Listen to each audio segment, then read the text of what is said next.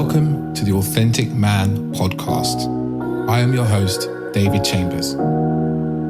This is a podcast for men who want more and less from life. More deep connection, more emotional intelligence, more self-awareness, and more great sex. And less heartache, less conflict, less overthinking, and less stress. Creating dating lives, sex lives, and relationships that are incredible and authentic. My deepest goal is that you, the listener, can take away what you hear in this podcast and apply it to your life so that you can experience greater happiness, transformational growth, deeper relationships, and profound sexual intimacy. I believe that as men, we are capable of so much more depth than we are shown or led to believe. So join me as we get deep into this.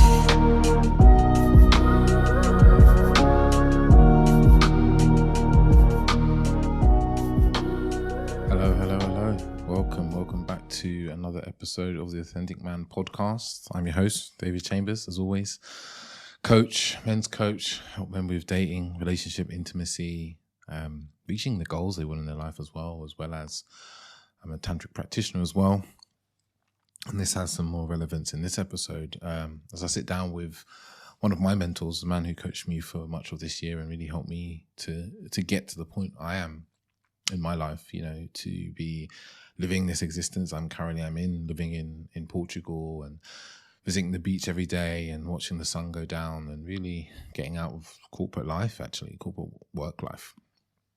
But that has nothing to do with this episode. This episode really is around men, penis size, better sex, tantric practices, some super essential kind of neo-tantric practices that Nic, my guest and mentor, has created for himself around how men can be more connected to themselves, their bodies, their partners, and also taking sex to another level beyond the just penis, vagina engagement, penis, vagina pumping, to something that feels more fully embodied, a full body orgasm we talk about a few times, and how we can, bring our levels up as well as men to just, level up, become more, I'll use the phrase divine.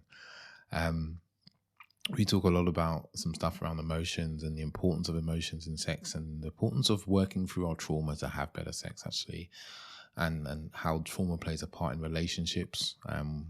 We also talk about listening, the power of actually listening to our partners and being the emotions that they have, something that, I often talk about and I see the importance in relationship. But we also talk a lot about basically how we can really have deeper and more powerful sexual experiences, because I think that's what we all want, really. And we also talk about some of the more esoteric parts around sex and how, it's a connection to the divine and to everything around us.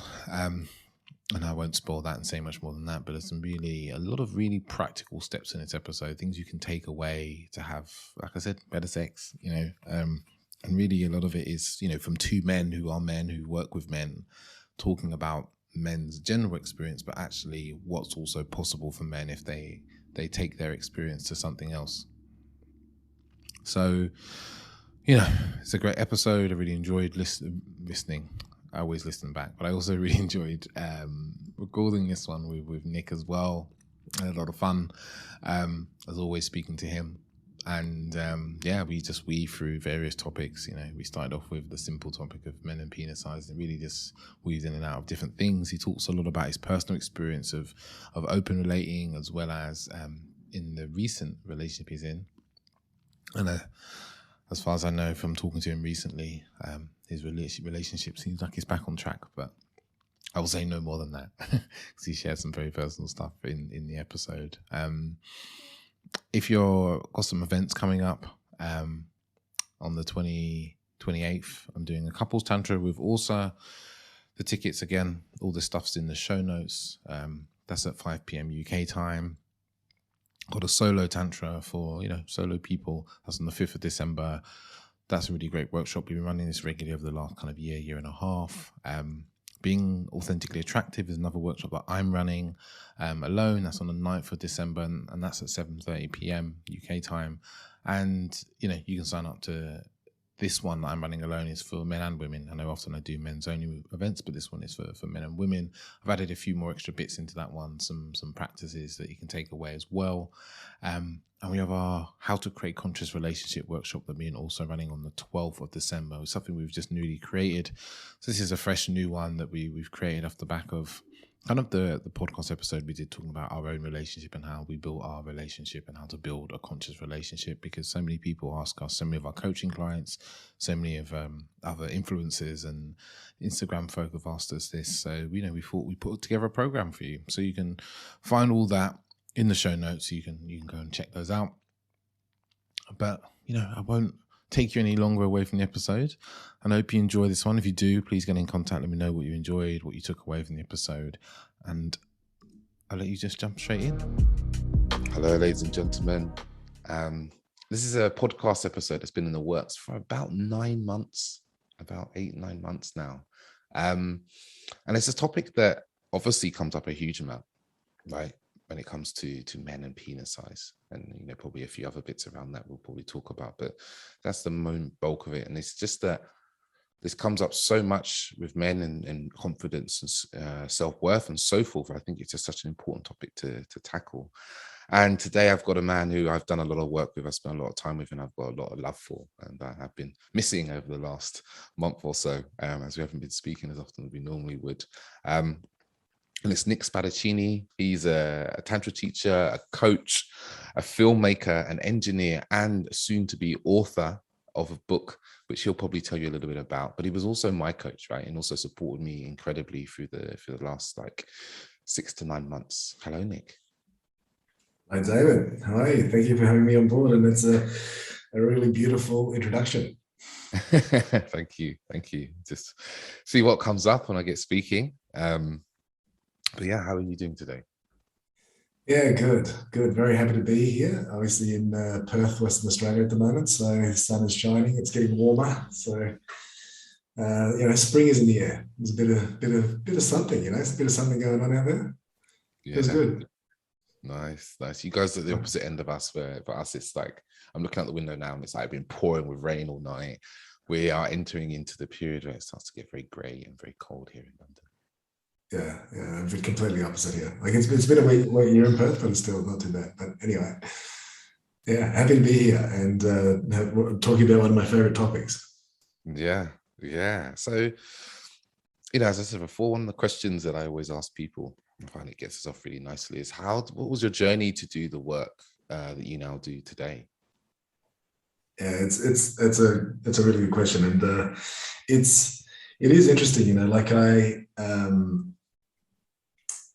The truth of it is, during my 20s, I pretty much never had sex sober. I couldn't. I felt this guilt. I felt this shame. I felt like I couldn't properly, get aroused or anything like that. And I knew that there was something intrinsically not right with that. There was something that was incomplete. And so I always knew that there was something more that I wanted from life. And it wasn't until my late 20s, early 30s, where I started dating a woman who basically, after the first time that we had sex, the next morning she woke up and she walked up to her bookshelf and grabbed a book called The Multi-Orgasmic Man by Tantra Teacher. And she walked up to me and she said, "Here, you need this." And I was like, "What? What are you talking about?" That was amazing. Wasn't that amazing? She's like, yeah, you're not feeling your body. You don't even know who you are. It's basically what she was saying to me. And she was right. I didn't know what I didn't know. I didn't know that I wasn't actually in my body when I was connecting with another person. I didn't know about energy. I didn't know that you could orgasm and ejaculate separately. I didn't know. There was so much that I didn't know. And so she sent me on this little tailspin, and I'd already started doing yoga and Vipassana meditation. And so it just sent me on this whole journey of really uncovering whatever I could about sex and sexuality, and did workshops and around the world in India and Bali and in Europe and in Israel, and it's just everywhere, like America, Australia, of course, as well. And did everything I could to understand better my body and how it worked, and understand, what is sex for? Like, I don't understand sex. Like, people keep on telling me sex is to make babies. Okay, sex is I'm not making babies, so am I doing sex wrong? Do you know what I mean? It's like, if sex is not for procreation, and does that mean that I'm not doing it right or so? So I kept on exploring and got to a point where I started helping people on workshops, like assisting on workshops, and then started running segments in workshops. I'd do warrior training with men, like just presencing work, and getting in touch with their own sense of self, and had some really, really beautiful experiences where, a group of sort of 10 men would end up just moving as one body at the end of it after a couple of sort of sessions. So that was really, really beautiful. And then I started realizing that, a lot of the things that are out there in the neo-tantric world are things that people have made up. They're just kind of made up along the way. And as you said, my background is engineering, so I'm a civil engineer. I've also got a master's in economics as well. So I've done, tertiary education as pretty much as far as you can go. And so that side of my mind and my psyche just would just refuse to just listen to people going, this is what sex is about. And this is, if you're connecting with the energy and your left side of your body, your right side of your body, everything is perfect. I'm like, wait a minute. What is this left side, right side? What's that based on? Where's the scientific fact behind it? So I considered studying medicine for about 3 minutes, and then just dated a doctor instead, and saw it was just a horrible, horrible way to go. And I'm like, fuck that. That is not fun for anybody. So I just read all her textbooks and started teaching myself about the body and how the body works. And then something just shifted for me about 5 years ago. Actually, this is a really significant point. This is how I got to writing the book. So about 5 years ago, I started running my own workshops, and I knew that I just wanted to express something, because there was a book and a message for guys that don't necessarily hear this message. So people who are, let's just say, more mainstream, like people who do enjoy going to the football and like going to the pub and having a beer, which is, like I enjoy doing as well. So, and I was in Byron Bay, and I was assisting on a workshop there, and I caught up with a colleague of mine, and we were doing business together, and he was about to sell part of his business for $36 million Australian. So he was about to make $36 million in one transaction. He was actually 36 years old at the time as well. And he was an angry motherfucker, right? Like, he was angry. And I was sitting there going, mate, look, you should be celebrating. What's going on? It's like, it's just not enough. And like, he was just, he was edgy, and he couldn't settle down. He couldn't step into his body. And I went, at the end of it, we sort of said goodbye, and it wasn't a very amicable goodbye, but it was, I felt agitated from being in his presence. And I went back to the Tantra course, and the next morning I woke up. And actually, that's the morning where I woke up and said, guys, I want to take the guys. I want to do warrior training. They're like, what do you mean you want to do warrior training? And why? You're assisting on the course. You're not the leader. I was like, I don't care. I want to take the guys for warrior training.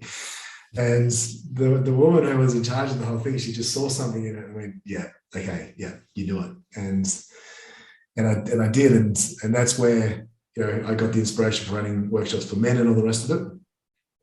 And anyway, about 2 years ago now, I'd say, I was getting toward the end of the third draft of the book, and we're at the fourth draft now, but I was getting toward the end of the third draft, and I was feeling pretty good with myself. And I was about to reach out to this guy, my colleague, who, he was married and he had a kid, and there was another kid on the way. And I was about to reach out to him because we sort of lost touch a little bit, because he got angry and I got angry, we just parted ways. We didn't end particularly amicably, and I just wanted to reach out to him and say, mate, you inspired me to write this book, because he did. At that point, I did the warrior training, and I was like, I'm going to write a book to help people like him specifically. And literally about a day after it occurred to me that I really wanted to contact him, I was speaking with another colleague. He's like, oh, so did you hear? I'm like, what? He's like, he's dead.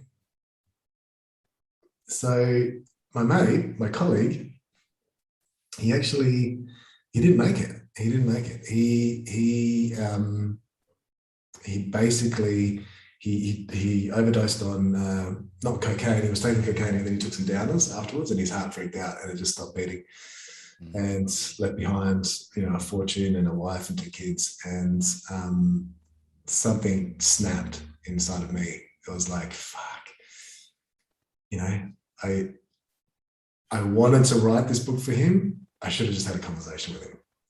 You know, I didn't need to like put all of this stuff into a book and then go, here, mate, this is for you. You've inspired this. Find a way to deal with that anger. Find a way to shift the emotional side of you. Find a way to connect deeper with your own sexuality. When I really could have just had a conversation with him. And that's what that really, something really big shifted in me. And so since then, I've really been ramping up the workshops. I've got a new series of workshops that are going to start coming out, which I'll talk a bit about later.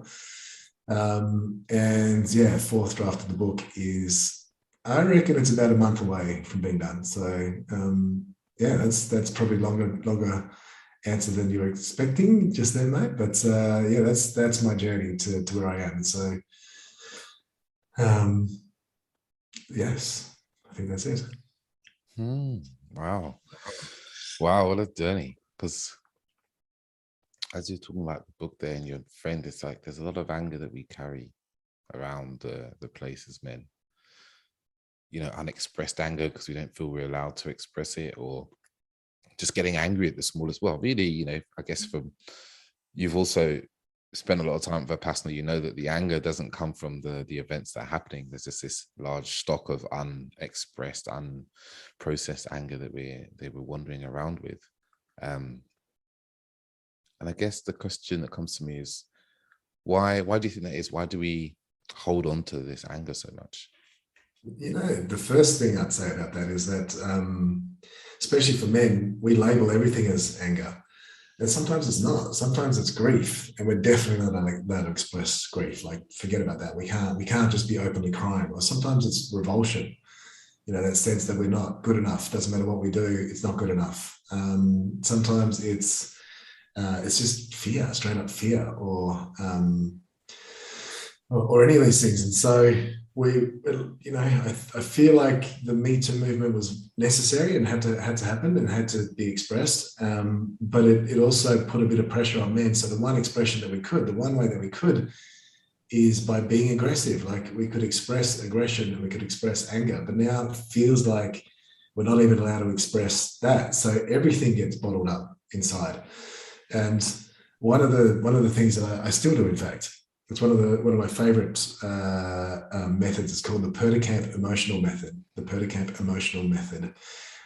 It's an acting training, but it's just like a wellness. It's one of the best emotion-based body awareness trainings available out there, and they're really specific as to emotions are just stored up energy in the body. That's all they are. They're just there's a charge to it, and the body wants to shift it. And we add to the charge by holding it down. So it's resistance. Like it's like we are an electrical circuit, right? So we are just a big bag of electrolytes. And putting resistance in literally stops those electrons from moving. And all they want to do is like freely move. So I think there's and it's interesting, the impact that this has on our sex life, I think, is also an interesting thing as well. If you want me to keep on talking about that, yeah. Sure. Because one of the things that I talk about in the book and in the workshops is that the human body absorbs tension a little bit like a sponge absorbs water, right? So we're a tension absorbing machine. And just like a sponge, when it's absorbed too much water, it becomes waterlogged and it doesn't work anymore. So if you've got a body that's got a lot of tension in it, a lot of static tension, so stress tension, for instance, then when something like a sexual tension comes along, our body isn't ready to receive it.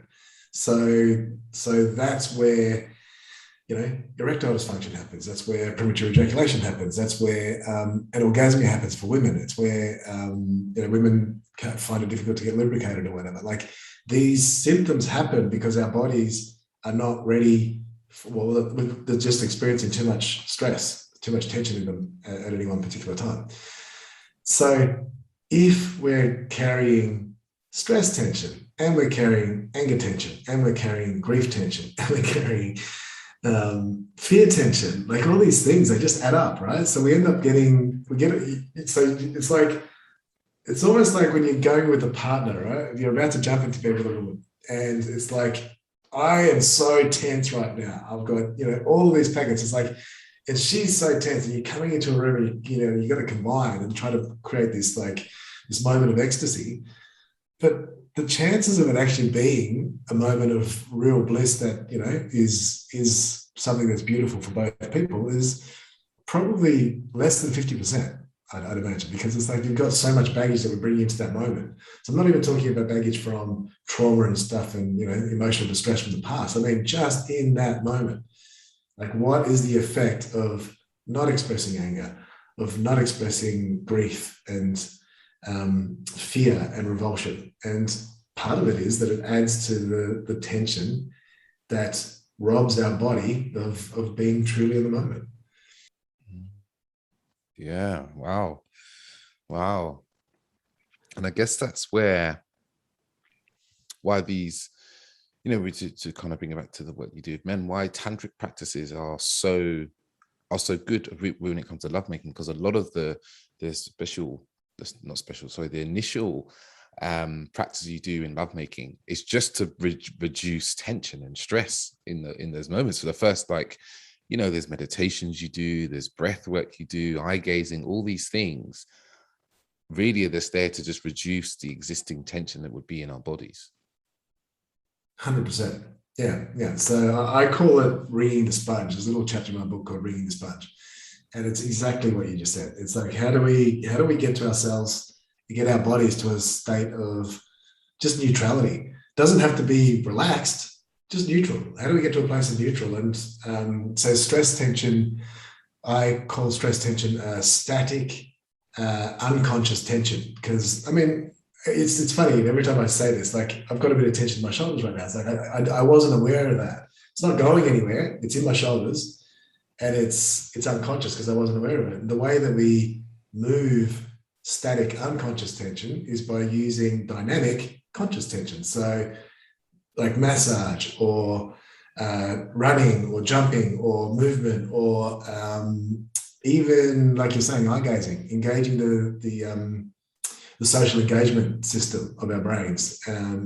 All these things that help to reduce the latent unconscious stress and bring all of that unconscious energy into the conscious realm, that we can start to use and start to generate, a really beautiful lovemaking session. So 100% agree with that. Yeah.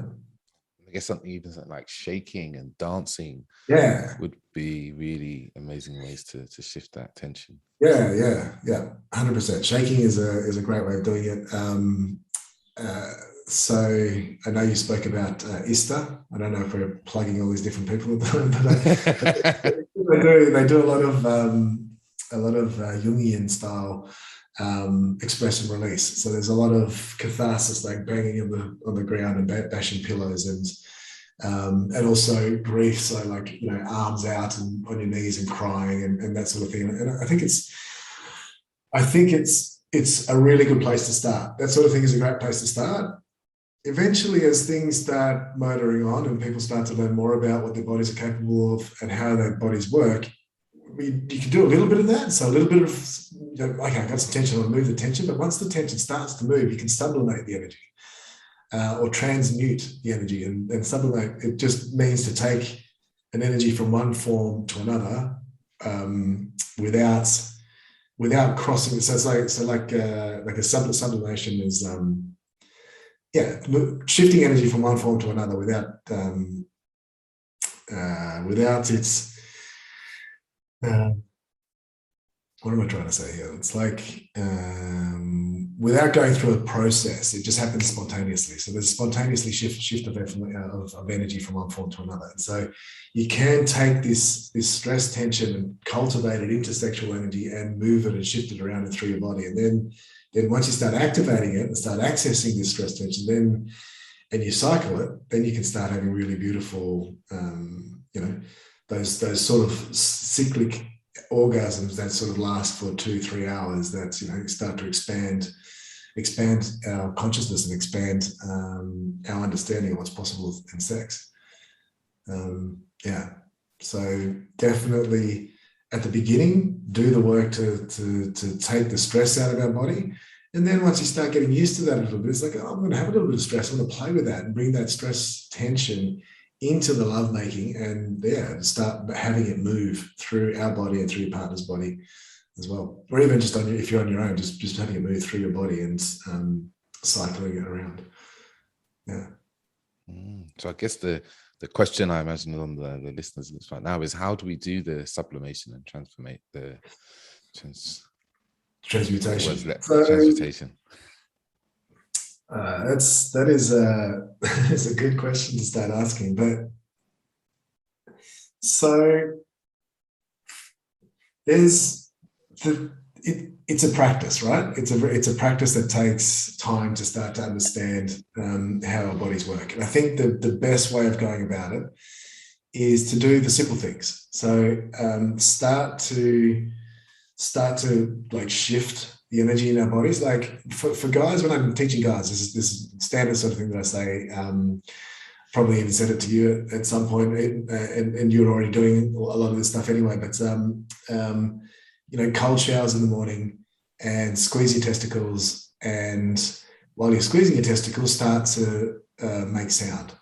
So like just even sighing, just or gargling in the shower, like that's a really simple sexual preparation practice. And because what it's doing, it's like, firstly, it's engaging the parasympathetic nervous system. So you get the shock of the cold water. So sympathetic nervous system snaps into action. And this is a really important thing.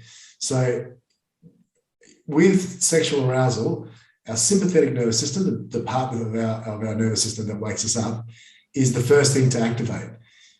And we need that to be excited and to continue our bodies, wanting, that sex drive sort of thing. That's a sympathetic nervous system.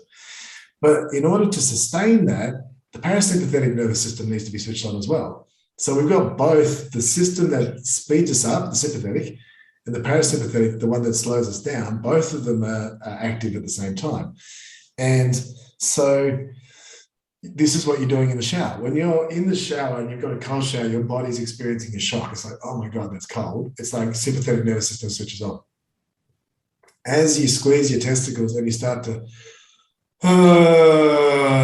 just sigh and emote, your parasympathetic nervous system starts to switch on. So you're starting to get used to feeling something like an intensity, this intense sympathetic arousal response in your body. You're starting to feel it, but you're bringing an ease to it. So you're bringing breath to it, you're bringing relaxation to it, so you can start to notice. First time you do it, you're probably in the shower for 20 seconds. Second time you do it, you're probably in the shower for 15 seconds. You're like, fuck that was too cold, I'm not going to do it again today. Then the third time you do it, you're probably 30 seconds. Then by the time you've done it, I've been doing it for 15 years. I started it just spontaneously. For random story, I was staying in a dodgy house with a mate, good mate, dodgy house, and the taps fell off the shower. So the only tap that worked was the cold water tap. The hot water tap wasn't on. 2 engineers living in this house. Neither was bothered to fix the tap. So we just had cold showers. It was just one of those. I wouldn't change it. One of those beautiful things that you do in your 20s, sort of thing. And I started having these cold showers, and I just did it every morning. I still do it.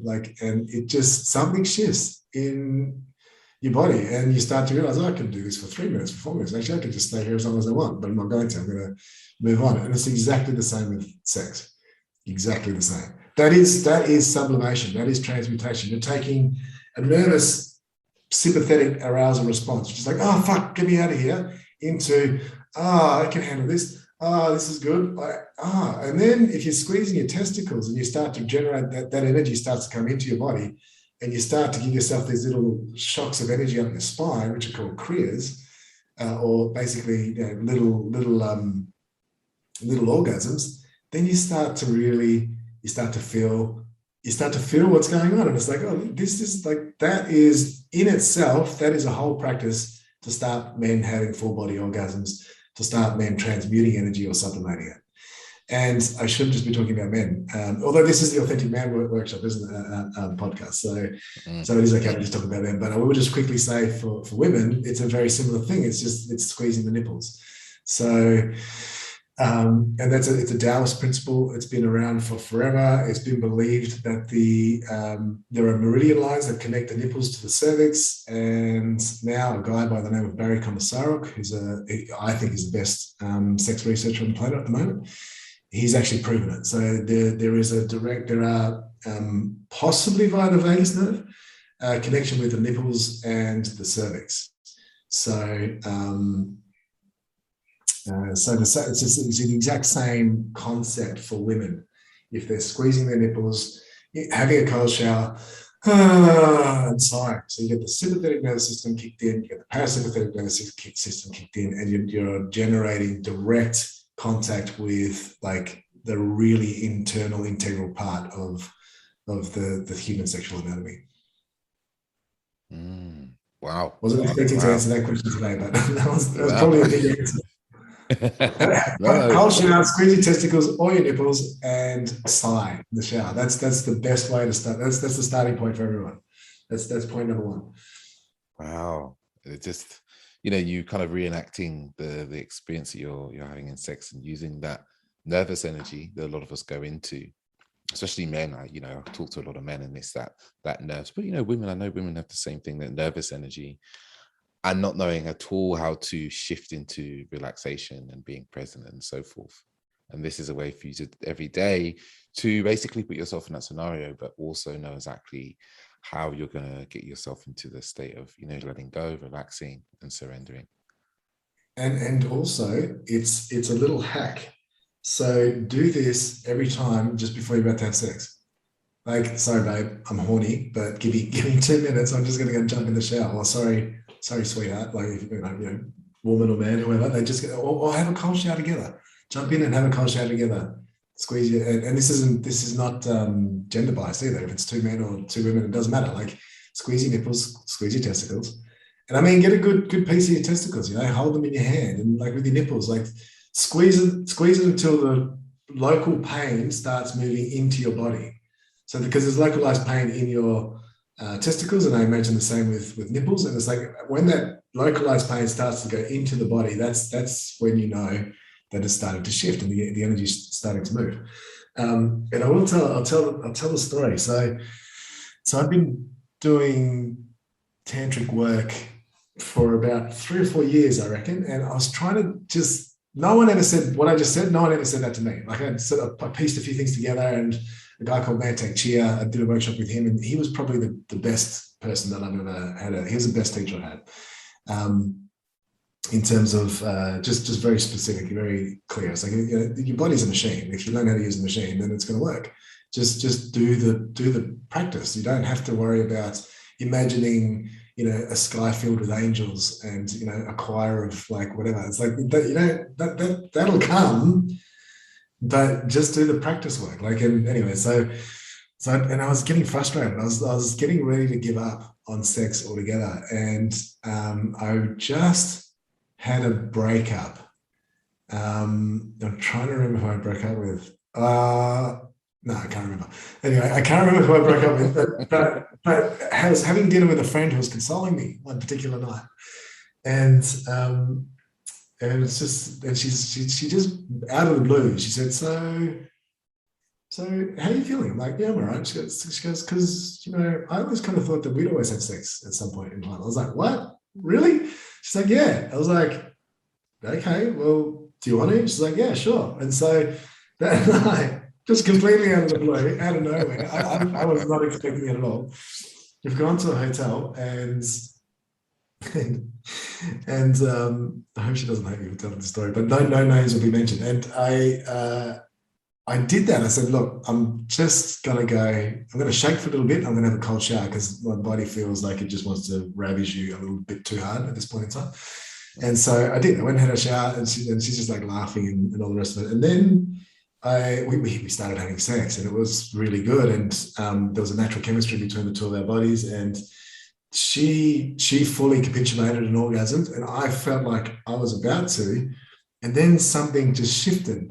And this energy that would have normally been an ejaculatory orgasm just went boom through my body, and just it's like my whole body just burst into this feverish like expression, and my head popped off, and it just like a poof.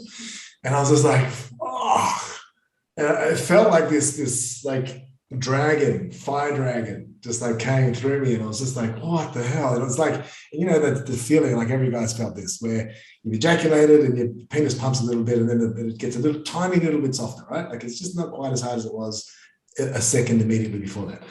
And it was like the exact opposite happened. It's like my penis could not have been harder. It would have been, you know, it would have been a steel sword if it was any harder than it was. And I was like, just wow, I was just like, I just wanted to keep on going. And neither of us knew what happened, because this was very early in the day, so like 2 or 3 years into it for me. And we freaked out a little bit, to be honest with you. Both of us just kind of, what happened just then? I wanted to keep going. She wanted me to ejaculate because that, you know, she's accustomed to that, and it makes her feel safer and all the rest of it. So, but we ended up stopping soon afterwards, and we never actually had sex again. It was one of those experiences where it was like I didn't know what happened, she didn't know what happened, and then but it was one of those awakening experiences, certainly for me, and definitely gave her an experience of what it was, you know, what a different experience is like. And the reason I tell the story, and I enjoy telling the story, is because you don't know when it's going to happen. There is nothing that you can do to get you to becoming a multi-orgasmic man. There is nothing that you can do that in the moment, right? You've got to do it. There's just got to be prep work. You just got to keep on doing prep work. It's like that, you know, the saying of he's an overnight success or whatever. Yeah, but he did 10 years worth of hard work to become an overnight success. It's the same sort of thing. And it might take like me, took 3 years to reach that sort of thing. Or another similar story about this is a guy, I had a group of guys we did some workshops, and then we had a little group together. It was probably the first group of guys I've had, maybe first or second. And one of the guys was engaged to be married, and he was having problems with premature ejaculation. Like he didn't know how to, you know, harness his energy. So same thing. I said exactly what I just said to you. In fact, we all went outside and started doing. We didn't bring our testicles out. There was no nudity in this thing, but we all squeezed our own testicles, not each other's, and really got into it, and got into like seeing how hard it was, how hard we could push. And the other thing that we did was a thing that I like to call a pee stop, which is when a guy goes to take a leak to get to pee, and like is standing normally, then stands up onto his tippy toes, and as he stands up on his tippy toes, he stops the stream of pee.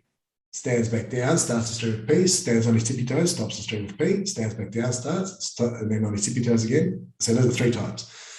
And you do that for a couple of days, just to understand your pubic coccygeus muscle, your PC muscle, the muscle that sits underneath your prostate and puts all the pressure, all that amazingly beautiful pressure under your prostate, which starts to trigger these kriyas and these energetic orgasms. And so this guy, so he started practicing his pee stops, and he started practicing his cold shower, squeezing his testicles, and sighing.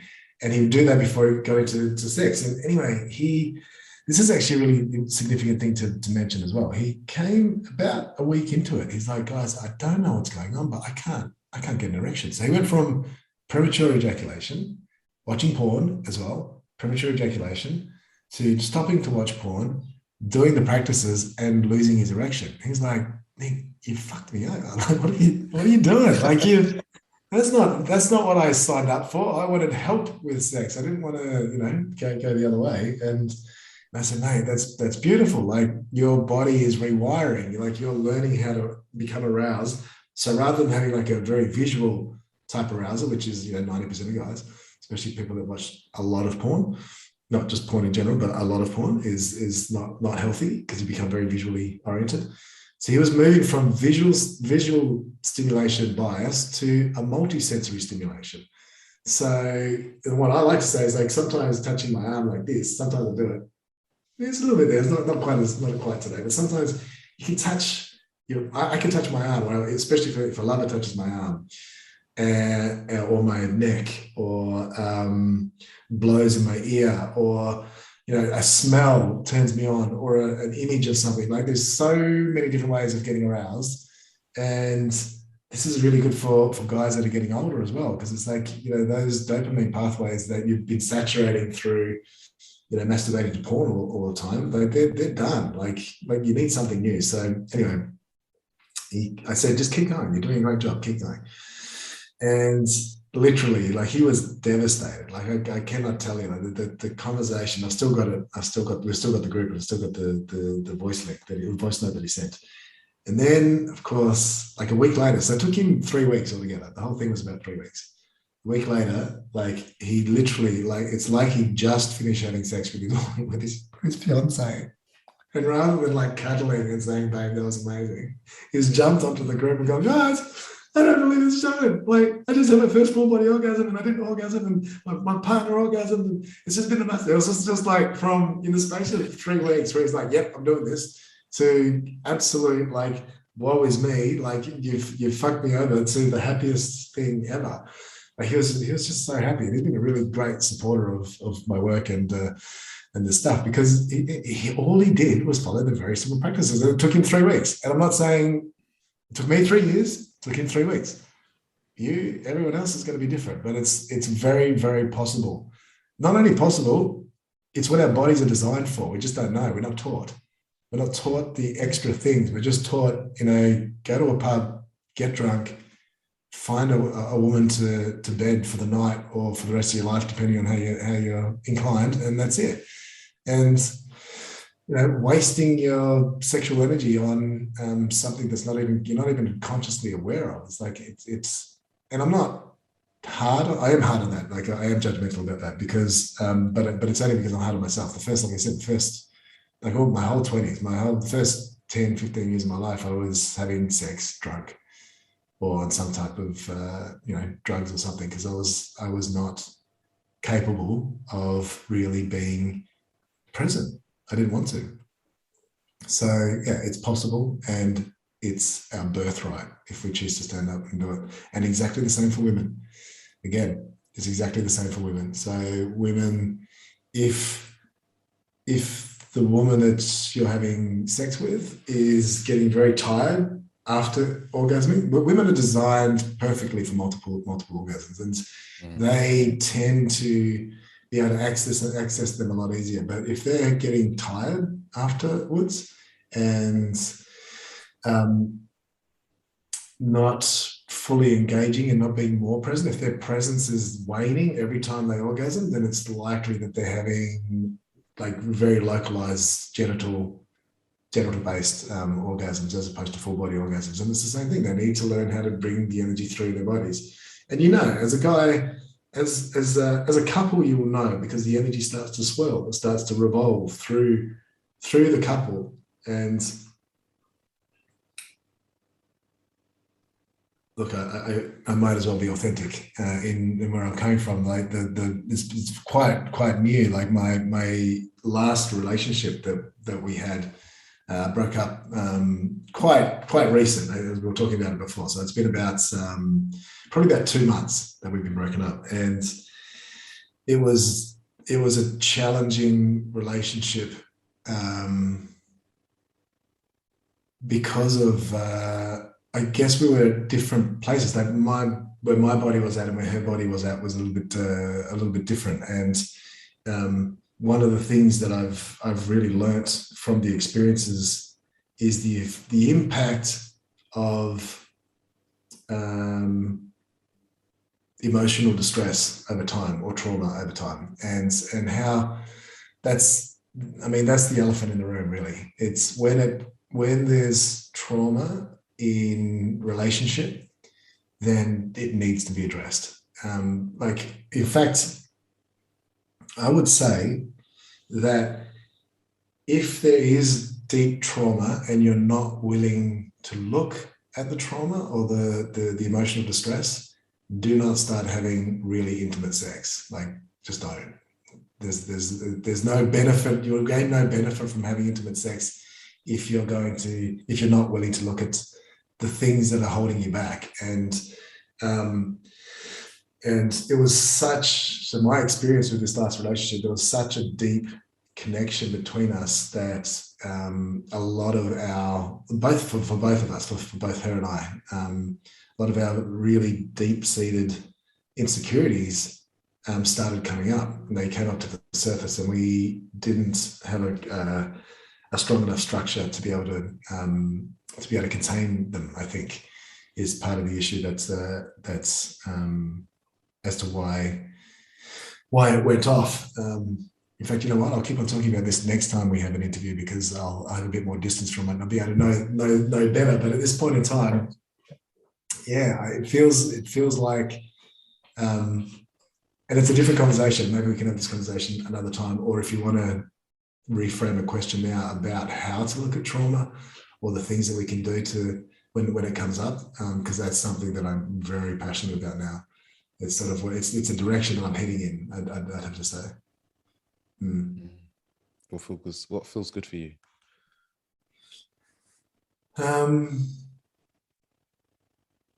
Maybe a little bit more of a discussion about it. So it's like,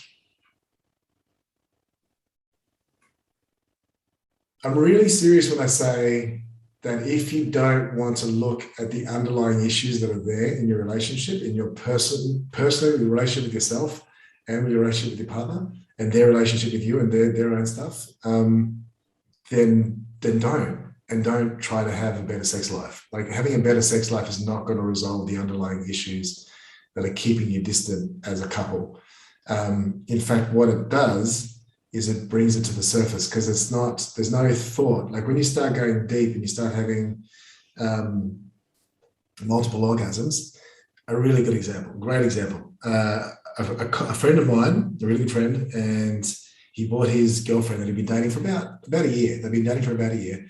We had a workshop in Melbourne back. It was when workshops could still be live. So it was beginning of last year sometime. And it was a really good workshop. It was like just one of those ones where it was a half-day workshop, went through basically the stuff that I was saying here, for women, do this, men do that, and let's encourage each other to really drop into the moment and to have full body orgasms. They went home, practiced it to a T. She had her first full body orgasm ever in her whole life, and experienced the universe expanding. He was like, dude, this is the best thing ever. Because that's the thing. It is actually, there are some tantras that some forms of tantra, and debatably the origins of tantra, that suggest that the masculine follows the feminine into orgasm. Now, whether that's the man follows woman into orgasm, or whether that's the masculine, follows the masculine side of me, follows the feminine side of me, it doesn't really matter. But in relationship, when a woman is there, it is actually easier to follow a woman going around. So she's gone off, she's taken off, and he's just experienced this revolving. He didn't know what was going on. Believe it or not, there's just this big revolving energy. I'm moving my hands like a wheel, like you can see me, but well, you can see me, no, but and he sent me a message, like a voice message next day, saying, dude, thank you. That was amazing. That was incredible. That was the best thing ever. Sends me a message 2 days later. She broke up with me. I don't understand. What just happened? I don't like, and I went, oh shit, that's where it all started for me. It was like, oh, you really need to pay more attention to the structure that's there, and like really be able to support each other through the shame that comes up, the guilt that comes up, the time that's when we were a child, someone touched us inappropriately, or the time that someone told us not to touch ourselves. Like that must happen a lot with boys. Stop touching your penis. That sort of stuff. All this shame, it's there. It doesn't go anywhere. It's not like just let's just keep on paving over the top of it and it'll go away. No, it's there, and it's there to be seen. And it takes a lot of courage, a lot of patience, and a lot of openness to be able to go to those depths, to be able to see this stuff. And it's not easy. It's not easy. Like even for someone like myself who's been practicing this sort of thing for about 15 years now, I still miscalculate moments. And it definitely made a few pretty big just miscalculations. I didn't understand what my partner was asking me, because she's a very feminine, very, very beautiful woman, very, very lovely woman. And I didn't understand what she was asking of me. And because she was asking in a very feminine, very volatile way. But really, all she was asking of me was to not run away. She was just saying, just be there. Show me that you're going to be there. Don't lean in and try to fix me, and don't run away. Just be there and let me know that you hear me and that I'm here. And that's all that needed to be done. And I didn't get that because, she was a bit younger than me. She's in her early 30s. I'm in my early 40s. And so my natural inclination was to go, oh, so this is happening. Well, maybe you need to think about this. Or I tried to fix, not just the Tantra teacher in me, but also the engineering brain. I was constantly trying to fix it. It's not what she needed. It's not what she wanted. She just wanted me to like hold space for her. And eventually, we broke up. It was an interesting situation that led to us breaking up, and it was very, very mutual at the beginning. And then afterwards, just being honest with you, I regretted it. I was like, shit, wait a minute.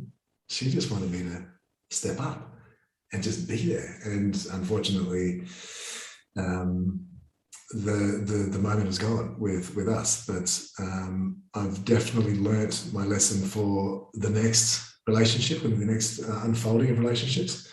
And I am hand on heart passionately saying this to every guy that's listening to this right now.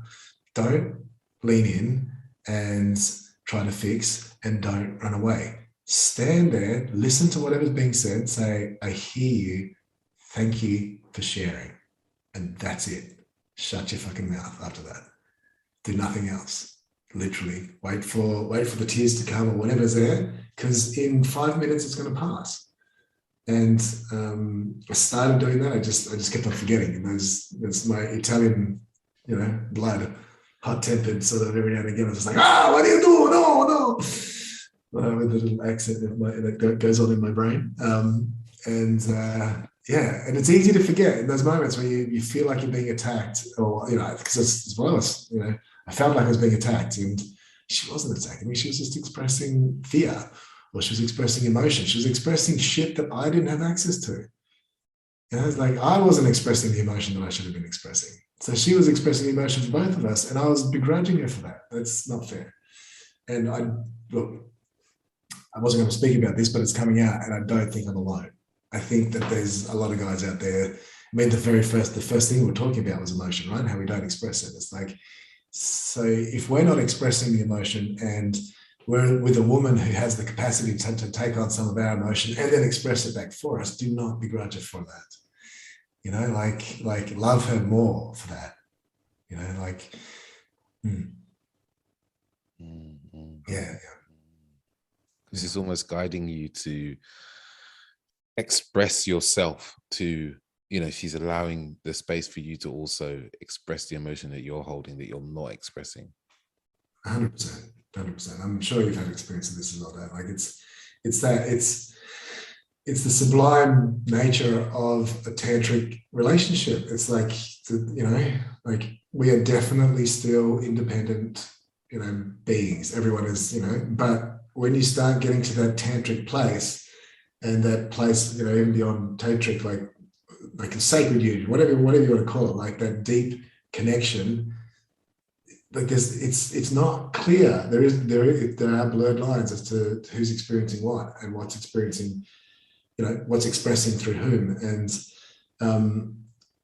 so if you are a type of guy that is finding it difficult to express and your partner is someone who can express, thank you for it.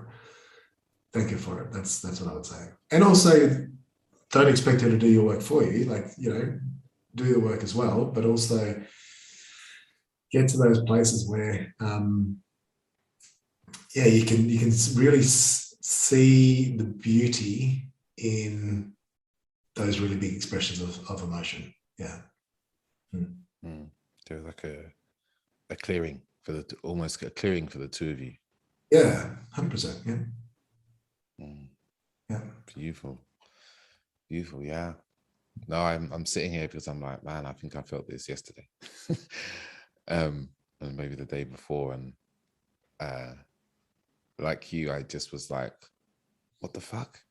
What are you doing? Why, this doesn't need to be like this, when actually it was like, oh yeah, there's fear here, and I'm holding fear for a slightly different reason, but I'm not expressing that at all to a certain degree, because I believe I shouldn't be expressing that. I need to, keep that to myself for the good of the two of us, when actually I could have just expressed, oh yeah, I'm feeling fearful about this or that, and that would have been totally acceptable, totally fine.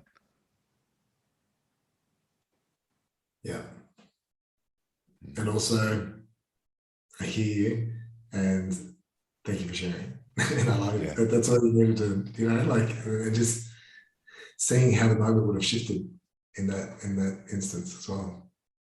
But it's beautiful that you can acknowledge it and see that's there as well, because it's very sneaky. These things aren't like, they're not telegraphed. It's not like, oh yeah, this is what's happening for her. She's not attacking me right now. She's just trying to, understand where I'm at, or she's just trying to emote something, and it might feel like an attack, but we can't take these things personally. There's no point. The personalization that really gets our backs up. 100%. Yep. I agree. Nice. Well, it's turned into a longer intro than expected, but there's some beautiful topics there coming. But I think we'll change tact actually, and circle back round to the thoughts around men and penis size actually. And I before we jumped on, I had this statistic in one of my workshops actually. So I think there's a lot of myths around size and men. So I'm just going to give some statistics for the listeners. The average erect penis size is between 5.1 and 5.5 inches. The average penis circumference, which is all the way around, the girth as we often know it to be, is around 4.5 inches as well. And I did some also reading that there's no correlation between race and penis size, for instance. That's a slightly, basically a bit of misinformation. Like I was reading before, there's been studies on that. And I found that quite interesting actually, because, we kind of hold this idea, and I've definitely been on the end of many a joke as a black man about such a thing. But I guess maybe the first place to start is why are men so obsessed with the size of not just our own penises, but also other men's penises as well? That's a really good question. And I honestly, I don't really know. I don't know the answer to that. Like, why are we obsessed with penis size? Like, it feels like that's part of egoic. It's like, why do we build the biggest buildings that we can? Like, why, taller, faster cars, all that sort of thing. It's like competition. It's like, I've got a bigger penis and then therefore I can satisfy my woman better, I guess. That's probably part of the foundation to the whole thing, right? The thing is, do you mind if I just go into the next bit? I look at it as completely different. The length of a man's shaft is it's insignificant. I like to call it the 3-foot cock. So the 3-foot cock is basically, it's a shout out to the idea that the base of a man's penis starts at the top of his spine. So the whole nervous system, the whole central nervous system, even the brain really, but let's just say the whole nervous system is all intrinsically part of the penis. Because what's the most important part of the penis? The nerves, the peripheral nervous system, like the nerves that have the feeling. So the somatic nerves that feel all the sensations that are going on and that do all the movements and stuff like that. So a man's penis is 3 foot long. So I just want to pause on that for a little bit. Like, if you guys are listening to this, feel that. Feel the shaft, the bit that the tail that hangs on the end of it, and then feel the linkages and the nerves that come into your body and into your spine, and then goes all the way up to the top of your head. Feel that. Feel what it's like to have a 3-foot cock. And go home to your missus and say, babe, I got a 3-foot cock, and start playing with that. And the reason why I like to teach this as part of the curriculum that I do as well, is because it changes how a man has sex. All of a sudden, a man starts to, well, what I encourage people to do, and what I do, is we start to articulate our spine. So we might rotate a little bit, or we might focus on the point between our shoulders and, ripple it, or, caterpillar or something. Like, I'm moving, I can see your body like just doing this. Like, you can't help but not, right? So once you start going, oh yeah, this feels good. This is my whole spine. I want to articulate my spine. I want to make it move in different ways. Your whole sexual experience changes. Like, you don't need to do anything else. If you do the prep work, the ringing the sponge, the de-stressing the body stuff, and then you remember that you've got a 3-foot cock, and you start using your spine, and you focus on your spine rather than your penis when you're having sex, your sex life is going to completely change, and your partner is going to start groaning and moaning and making noises that she's never made before, because she'll feel it. And what will happen is her body will respond exactly the same way. Her body will start to open up, her spine will start to engage, and she will start to move in different ways as well. And then if you start bringing voice into that, so you've got voice, deepen your breath, so your breath goes all the way down to your genitals, not literally. I had a guy ask, how does the air go actually down to the genitals? I'm like, dude, it doesn't go, it's not, it stays in your lungs, but just, magically, or, using your imagination, imagine that all those areas are softening as you breathe in. So you're bringing your breath in, you're making sound with your voice, the parasympathetic nervous system again, and you're articulating your spine, you're moving your spine. Like, that is right there. That's a recipe for a really beautiful lovemaking session, right? Right there. So, yeah, I think the length of the shaft that hangs off the end is completely insignificant. The amounts that it needs to be hard is completely insignificant. Like, if you're not getting erect at all, and you don't have an erection that's enough to be able to penetrate into a woman, then yeah, it's most likely psychological. It's most likely stress, or some type of psychological thing. Even if it is like a pinched nerve or something like that, that's probably psychological, like in root cause. But just in case, erectile dysfunction can also be a precursor to heart disease. So if you do have erectile dysfunction or any issues around that type of stuff with your penis, like, definitely go see your GP. But also or do this stuff first. Do the things that I'm talking about first. Do it for about a month, and if you start to see changes, then great. That's really good. But remembering that the length of the shaft at the end of your body is just insignificant compared to the whole body being engaged whilst making love. You've got a 3-foot cock. So it's like, it's the movement that I find interesting, right? Because, and I see this, you see this with porn a lot, right? Is it's just like an in and out movement. It's a very linear movement, and it's not using like circular movement or swaying and things like that, that have men get so stuck on that the only thing that matters is what they can see, right? And how that goes in and out, right? That's the only important thing.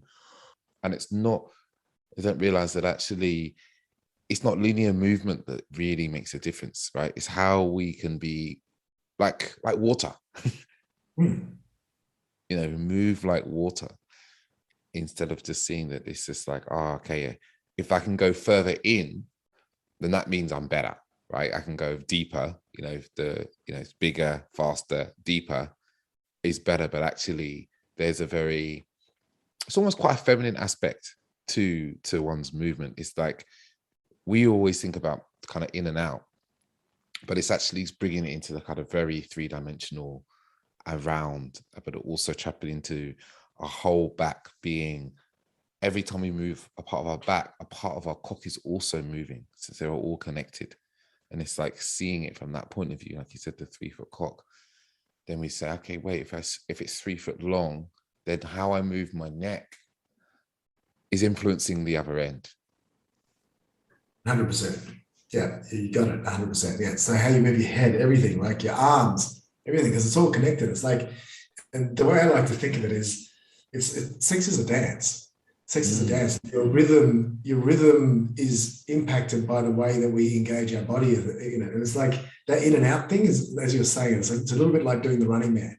And don't get me wrong, the Running Man it's a classic dance move, right? But if all you've got is the Running Man, then you're gonna, just that sort of same thing, and you just do that. You're gonna get tired. B, people are gonna think you're weird. And it's like, you're just gonna get worn out. It's like, well, what's the point? Whereas I remember, as my family's Italian, I spent a lot of time in Italy, and I was walking through the streets of Verona, which is a very romantic city, with a partner at the time, and we could Verona, Italy's one of those places where if you just follow your senses, if you let go and follow your senses, you find these amazing magical moments. I've had so many, like countless moments, And if you have more time, I'll tell you more. But this one particular one, we just followed our senses, and we ended up in this place, a 1,000-year-old building with an undercroft, and they were just completely spontaneously. These guys had like what do they call those squeeze boxes, like harmonica type piano accordions.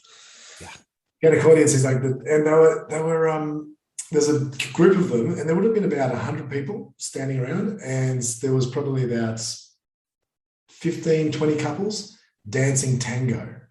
And it was the most sublime thing, right? Like, it was the most beautiful thing to experience. Like, these people just had so much rhythm, and their bodies just moved in unison. And you could see that some of them had just been learning, obviously they were maybe a dance trip or a dance school or something. So some had recently been learning, but then there was 2 couples, and there's one in particular that still stands out in my mind. It's like I couldn't even see the guy. It's like the guy was like, I know he was there because they were dancing together in this couple, but there was the movement was so fluid, and the way that they were interacting together, like it was just this, it was like they were just completely connected, and it was just one being. It was one body that radiated as one. That is tantric lovemaking. That is sacred union. That is deeply connected sex, however you want to call it, right? That's what's possible, is like getting to those places where there's not one guy doing something which is going in and out, and there's not a woman who's kind of getting uncomfortable. It's like you lose yourself so much that you sort of become this one entity that starts to mold and to melt and to move. And if you're going to do that, that's a fundamental thing in fundamental law of nature, right? In the sense that nature is not linear. Like nowhere, there's nothing in nature is linear. No tree is lined up. It's a very man-made trait to have straight lines. And nature is curved, and it's rhythmical, and it's cyclical, and there's moments, there's crescendos, there's waves that crash and bang, and then there's silence for a while. It's like, that's lovemaking. That's organic, orgasmic lovemaking right there. It's like, so would you say that, was slightly linked to the penis size? It's like a man's kind of consciousness, like where he's at consciousness-wise, right? And I was reading someone's book, a guy called Brian Reeves, and he talks about an idea that, you know, he used his self-example. So I'm going to say when he was in his adolescence in early 20s, all he cared about was how things looked when it came to women, how they felt, stuff like that. And then he felt that he transcended up to really caring about the mind and how she thought. And he said the next level up there is the spirit, when you really care about their soul, you know, their devotional heart, like the deeper aspects. And it got me thinking as we were speaking, it's almost very similar with the penis size, is that when we're in this immature stage and we can only think about the size of things, how big they are, the linear movements, you know, we get really stuck on this penis size. But then when we kind of transcend up and we start thinking about maybe ourselves as a larger being, we're not just a penis. Maybe we still get, you know, have our insecurities. But when we move into this next level of being really deeply connected in union, we realize completely that our size is meaningless, and it's how we connect in this almost tango-like way where we become one moving being that really rockets our not sexual ability, but also the quality of the sex we have really moves up into kind of more refined level. That's a brilliant summary. 100% agree with exactly what you just said. And it's one of the things that I love saying as well, is that sex is so much more than a physical act. So much more. It's like you cannot even, like, if my closed fist in this room is everything that is physical about sex, then the rest of this room is what is actually going on in sex. Like, there's so much that we don't see and we don't understand, because again, in our secular world, we're not taught to see the intricacies of energy play, or the dance that is our etheric bodies. And like, again, I'm an engineer, so I need proof around this sort of stuff as well. And there are some really good guys. Dr. Joe Dispenza is one of them, Heart Math Institute in California, who are mapping. They map torus fields, toroidal fields around our heart. So we do emit these essentially these kind of magnetic fields around our bodies. Like, this is not woo-woo. This is not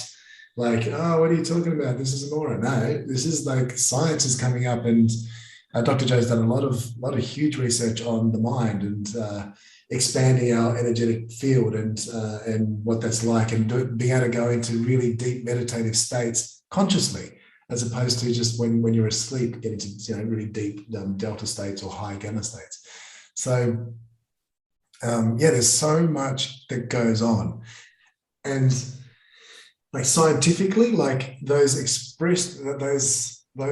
bliss moments, those moments where we pop out of our cells and become something greater than what's possible, is when our brains start to go. They start to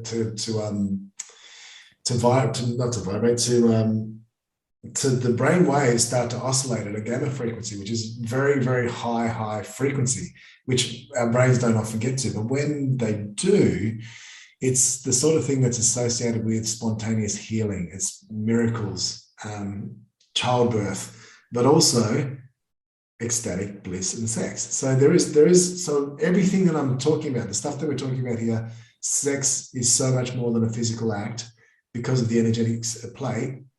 There is science behind it, is what I'm trying to say here. There's science behind it. It's not just woo-woo. We're not just, you know, off on this sort of,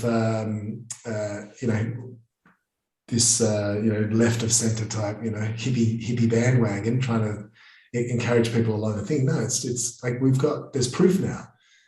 Science has gotten to a place where it's going, wait, there's so much more going on. So if you are still, you know, wham bam thank you ma'am type sort of thing, and it's not that that's bad, if that's where you're at in your life and you don't want to go deeper and you just want to have like stress releases and stuff like that, I mean, keep on going on with it. I would argue that if you're using sex just as a stress relief, it's going to bite you in the butt. You know, in a day's time you'll get more stressed, and it slowly becomes more stressful and can put pressure on relationships.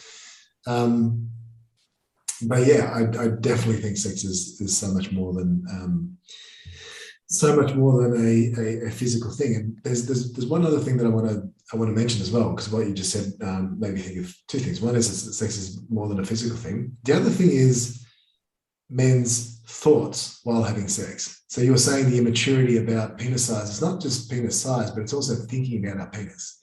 We're having sex, it's like, oh, I'm hard. Am I hard enough? Am I going to come? Or is she going to come soon? I hope she comes soon, because if she does, then I can come.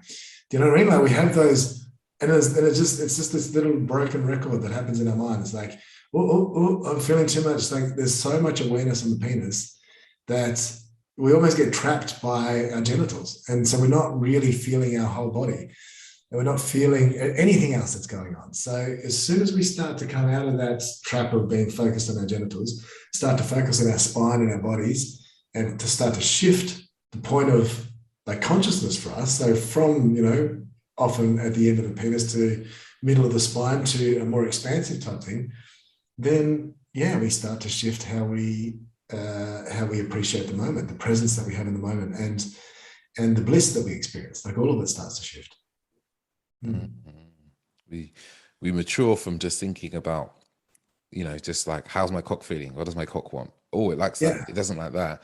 Oh, I'm worried about that. Like, literally, as some of the sayings say, it's like thinking with your cock. Literally. 100%. Yeah. Your cock brain is stupid. Like if you haven't figured it out, do not listen to your cock brain. There's nothing. It's not telling you anything good.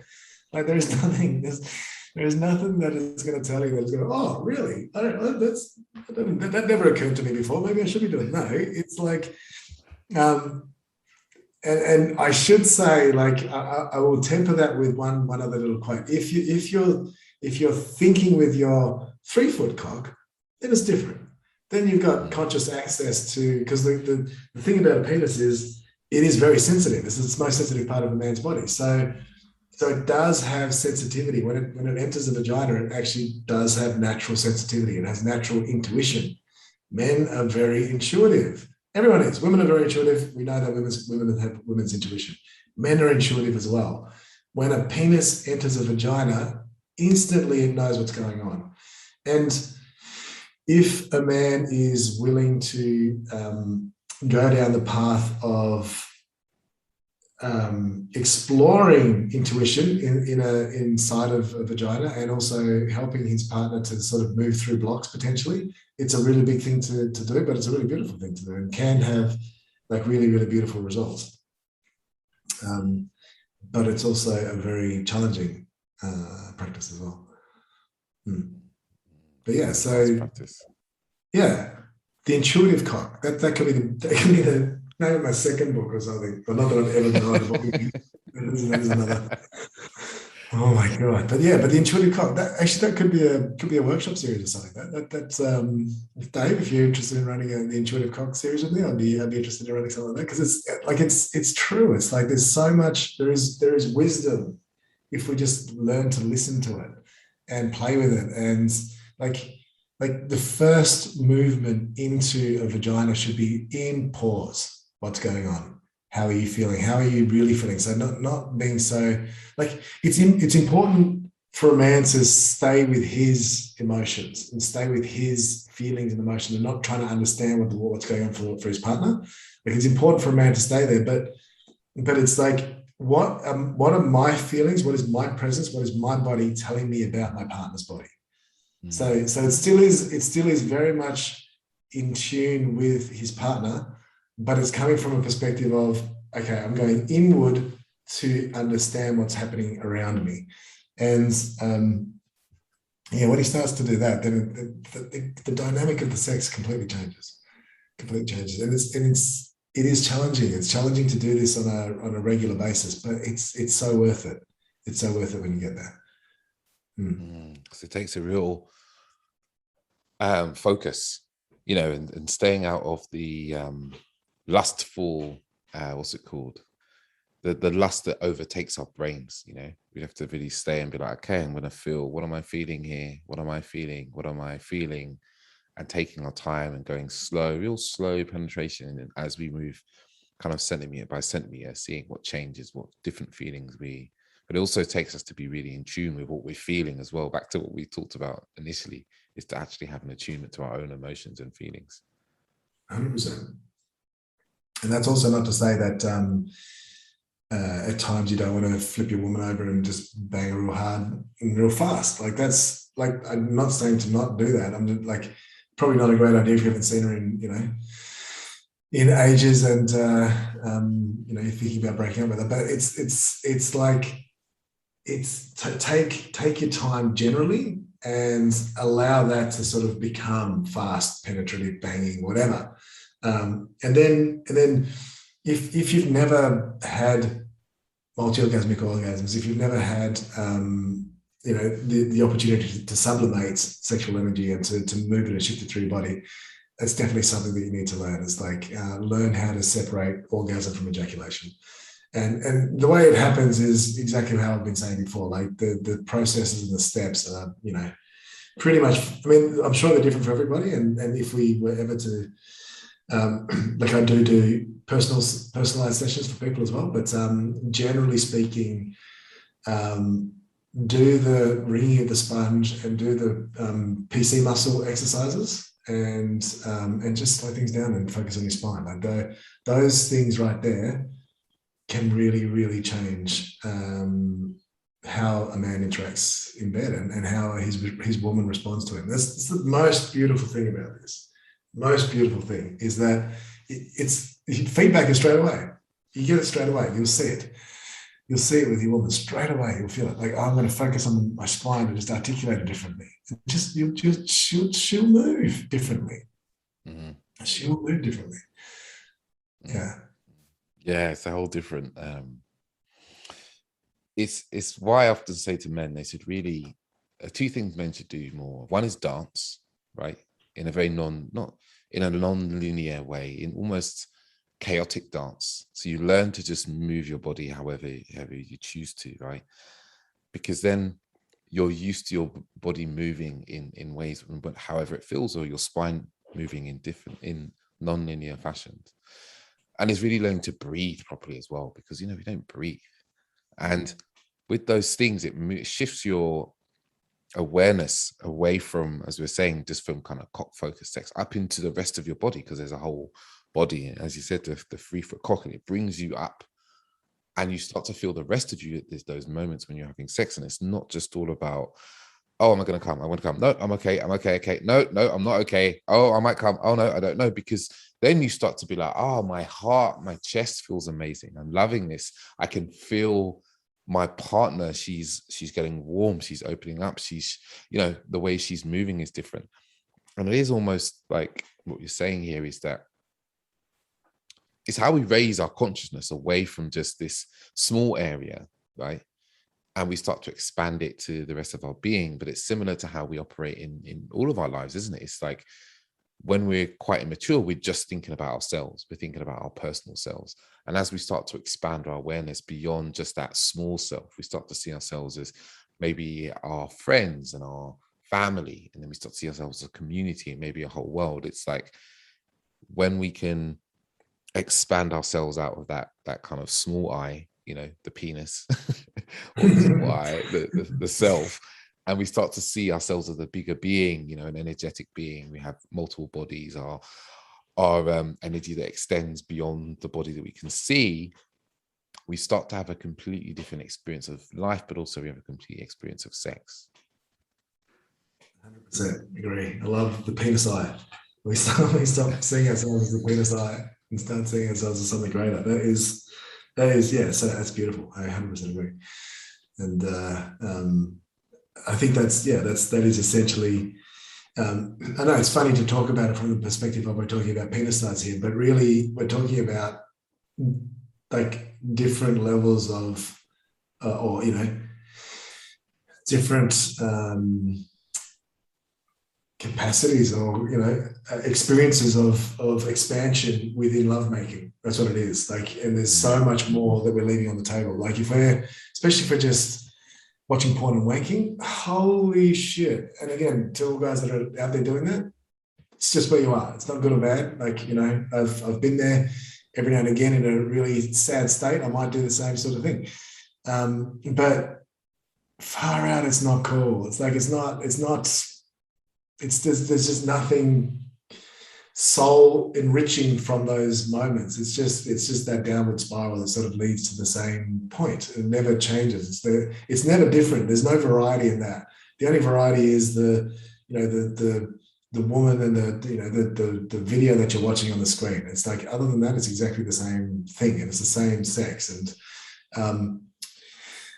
And I like to think of it. I like to have it. I have an ice cream analogy where, as I say, having sex with lots of different people is a bit like having vanilla ice cream in lots of different cups. It's the same sex. If you're having the same sex, then you might as well have. There's no point in having the same sex with lots of different people. It's fool's variety, and it's the same with porn. Like watching different porn things, having the same style of sexual expression it's just, you are kidding yourself if you think you're getting variety, if you think you're doing anything that's like wholesome and not even wholesome. That's not the right word. That is the exact wrong word to use in that moment. But it's something that is energetically like happy, like just joyful, like in any sense of like goodness in it. And so you might as well learn to have like you might as well have different flavors, and then you can have it in the one cup. This is the one thought that started me thinking, oh, maybe monogamy and exclusivity is right. I've been polyamorous for such a long time, I don't remember. And the last 18 months, this last relationship was an attempt at monogamy. And it was beautiful. I 100% do not regret going through it. It was a really beautiful experience. And what it started, like it showed me personally that having many different flavors of ice cream in the same cup and the many different of ice cream represents different styles of sex, right? So it's different types of sex, how we can have different types of sex. What it means is that we get variety in the container that we're holding. And what magically happens around that is not only does the ice cream and the flavors start to change a little bit, but the cup becomes magical. The cup starts to change. It starts to evolve because it's imbued with intention and love and all this sort of stuff. So it's a magical cup. So I am biased towards, I'd say, monogamish. Like definitely there might be moments where it's time to open the structure a little bit and to change the dynamic of the relationship for whatever reason. But I definitely think that for people choosing monogamy or exclusivity, it's definitely possible. And so the question that people always ask me now is, okay, that's great. How do you do that? How do you get the different varieties of ice cream? How do you get the different flavors? It's not like you can go to an ice cream shop and say, look, I'll have, pistachio and, tutti frutti and all the rest of it. No, it's like what you do, you make a choice. You make a choice to dedicate yourself to the moment. You step into that moment, and that moment is going to be completely different to every other moment. That's the only way that you get true variety, is by going, this moment is completely different. And every interaction from that place becomes a different flavor of sex. And that's why it's the more present we can be, the more in tune with our 3-foot cock we can be, and the more that we manipulate and play with our 3-foot cock. And so for women, I call it heart-centered vagina. So it's a heart-centered vagina. So it's exactly the same for women, right? But the idea of having a 3-foot vagina is not quite the same thing as having a 3-foot cock, right? Like, I tried that out a few times, and women just looked at me and went, "You what?" He said, "No." So it doesn't work. Okay. So, but a heart-centered vagina. So their heart is, if you're penetrating with your 3-foot cock through their 3-foot vagina and their heart-centered vagina, you're penetrating their heart. Their heart's penetrating you. So all of a sudden, you start to have this evolution of movement, and that evolution or revolution of movement that can be fast, it can be slow, it can be short, it can be long, it could be a 5-hour session, it could be a 15-minute session, it could be a 3-minute session, it could be out, and your partner takes a knickers off and says, do me in the coat closet or whatever. It doesn't matter. Like, you can do it. Like, it's then you just have, it could be 50 pumps. One of my mates, who's a yoga teacher and a tantra teacher, he's got the 50 pump rule. It's like, sometimes if I'm quick, I just want to connect with a woman, and I don't want to ejaculate, I don't want her to orgasm. It's 50 pumps, and we count them out. 1, 2, 3, 4, 5. And it's like his ex he's ex-military, he's ex-SAS, Australian Special Forces, right? So he's like this dude. He's like, I can just imagine him going, 1, 2, 3, 4, 50, done, finish, one, let's go. And then boom, off they go. They're out the door. But whatever works. Like change it up. Like that's great. I reckon that's brilliant that he does 50 pumps. like more power to him. Like go for it. So be in the moment. Don't try to fantasy. Fantasy is so fantasy, and then attachment to the fantasy, the attachment of how things should be. That's the biggest thing. So right now, like I can still feel grief in my system, right? With separating with myself and my ex. And the biggest thing for me is attachment. We're looking at doing it as consciously as we can, right? So we're still communicating, we're still being friends, and letting go of the attachment of what it could have been. That's tricky, you know, because the whole situation, like, about 4 months ago now, maybe 5 months ago, actually, probably about 5 months ago, just getting a little bit personal, but she proposed to me, right? So she proposed marriage to me. I very respectfully sort of said, what the hell are you talking about? I completely freaked out, whatever. Which I would have done. I wish I could have done a little bit differently. Anyway, it took me a good 3 months to sort of get through that, and I realized, actually, no, this is a person that I want to spend the rest of my life with. I could really see that being like for us together. And then, of course, it took me breaking up with her, and both of us breaking up to see that. So then going back and saying, look, I made a mistake. Can we get back together? And she was like, nah, it's too much. It's been back and forth too much, and it's time for us to let go. The thing that is most difficult for me then, like back then and now, is the attachment to what could have been. And it's just a fantasy. It's like, so I felt, so the reason I said no to her in the first place when she proposed originally was like, it was still fairly new. Like the relationship was maybe a year old, and I was like, there are some elements to this that I want to sift through a little bit further. I don't feel comfortable enough to be able to dedicate myself to you as your marital husband in an exclusive relationship where we have children in the next 2 or 3 years. Who the fuck said that that's what had to happen? Like, who made that rule up, right? That was a fantasy. It was a negative fantasy, but it was a fantasy. So it was like, why could it not have been this bohemian, beautiful union that carried us off into the sunset and had us exploring and all sorts of different things? And just let go of attachment of it needing to be the way that my mind expects an exclusive marriage to be.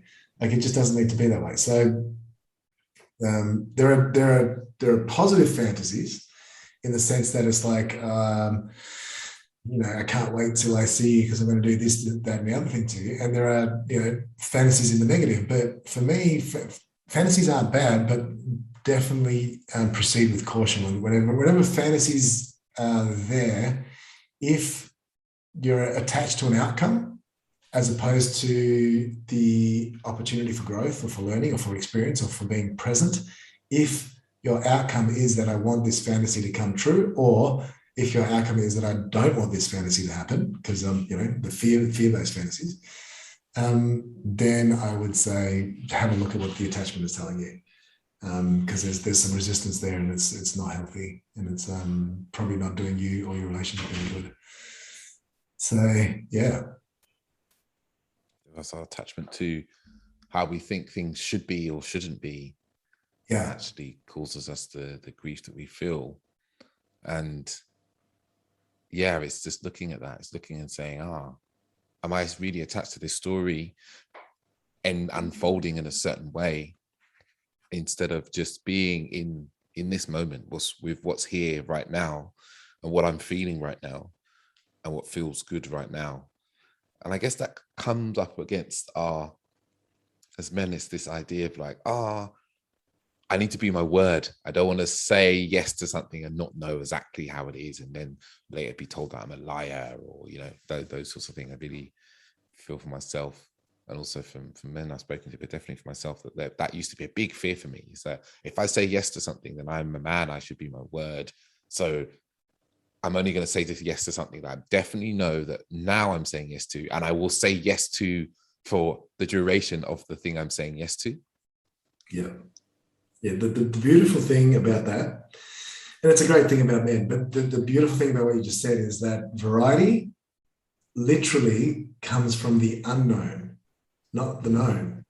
So until we have, and this is where I like talking about faith a little bit, and in the sense that you need to have faith. So trust, as opposed to trust, you will never fully trust your partner. Like in order to fully trust your partner or fully trust yourself, you need to know everything. We never know everything. So there needs to be, that gap gets filled, for me, it gets filled by faith.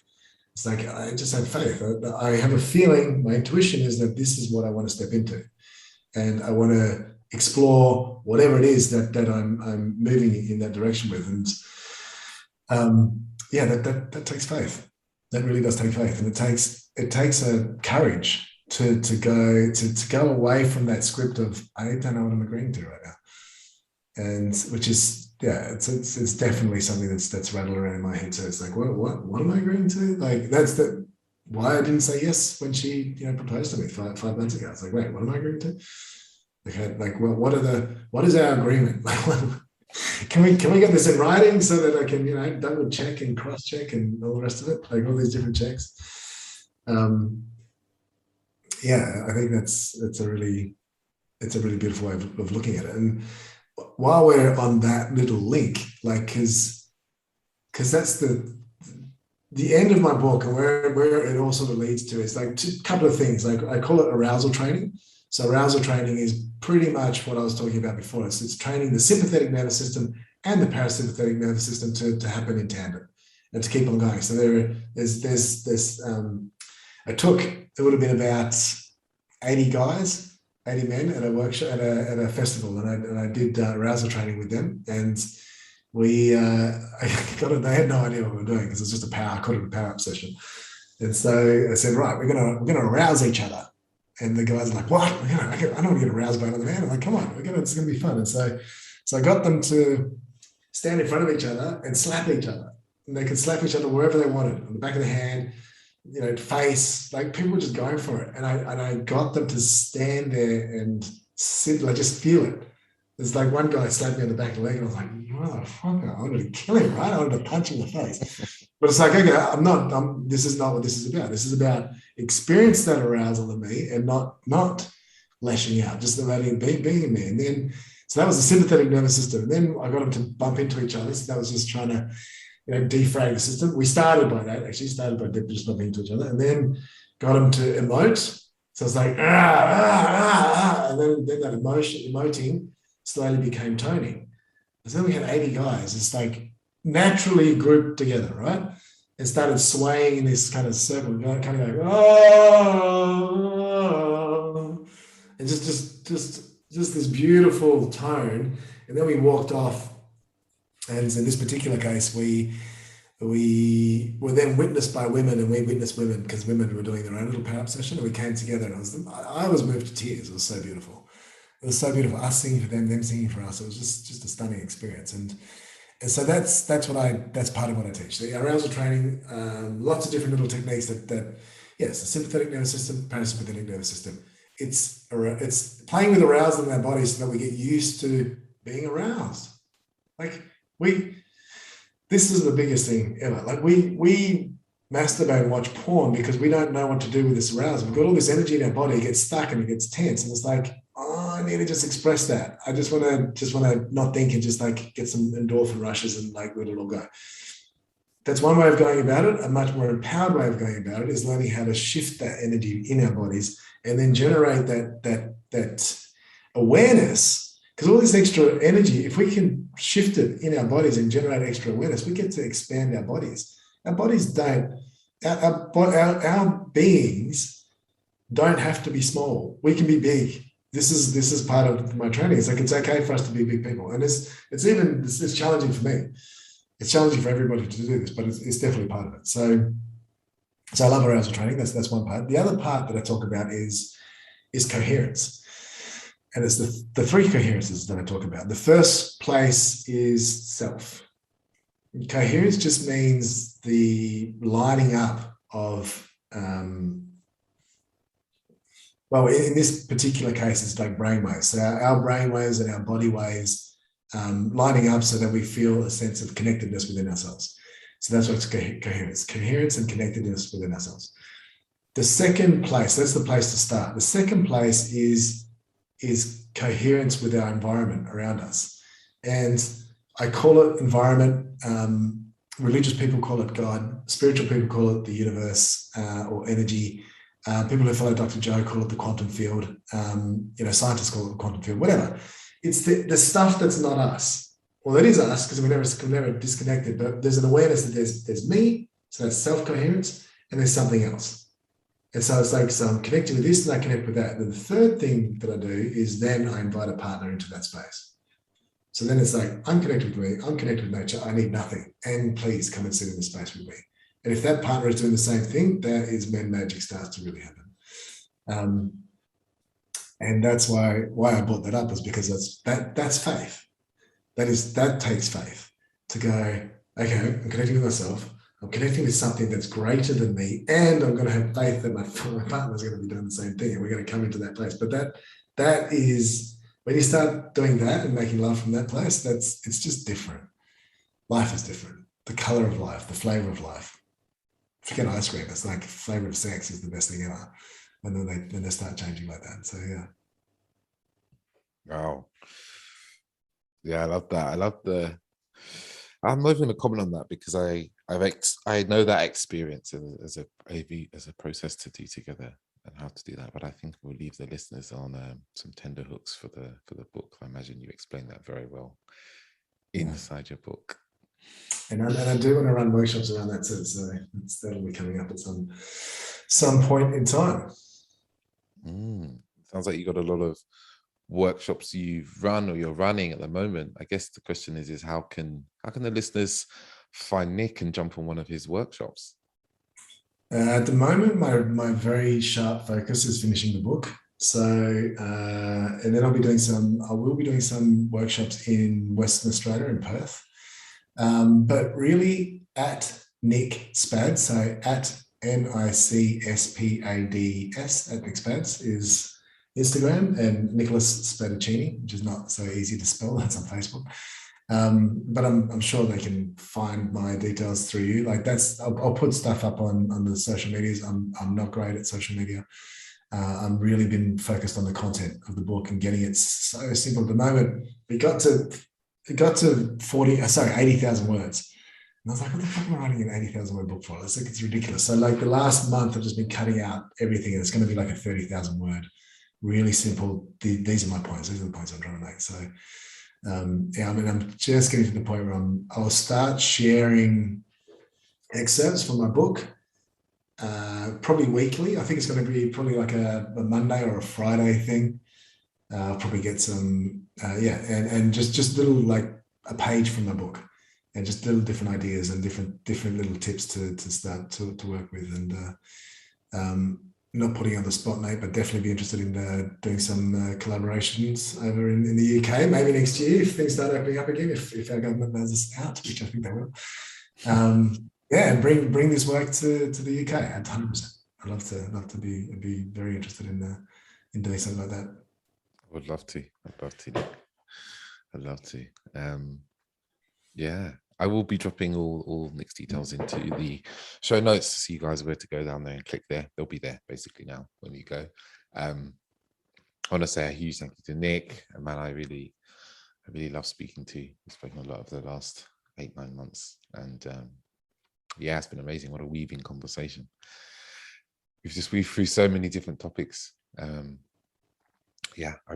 look forward to listening back to this one. Actually, there's a lot in there, a lot to learn. I think as a listener, you could go back and you could take some notes on how you can become multi-orgasmic. I imagine it's one of the things that people want to listen to most of all. But there's a lot of other beautiful gold in there as well. So I'd say a big thank you to Nic, and goodbye to listeners. Thank you for listening. Thanks very much, mate. Very much appreciated, and speak to you soon.